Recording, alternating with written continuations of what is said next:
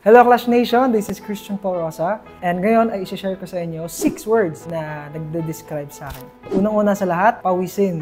Pangalawa, syempre God-fearing tayo. Pangatlo, matyaga. Pang-apat, makakalimutin. Panglima, creative. And pang-anim, ay syempre competitive tayo.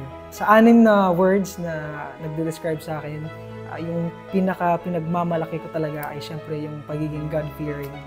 Kasi lumaki ako talagang hindi laki sa yaman, gano'n. So, talagang todo kayo din yung magulang ko. And actually, lumaki akong walang tatay.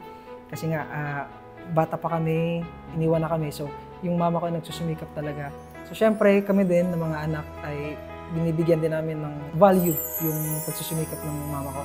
Syempre, yung trait na dadalhin natin sa The Clash ay yung pagiging competitive natin. Alam naman natin, given na lahat ng nakapasok sa The Clash ay syempre, talagang todo kung todo na, magagaling na talaga. So, syempre, tayo ay nakapasok, hindi naman tayo nakapasok para lang magpatalo, di ba?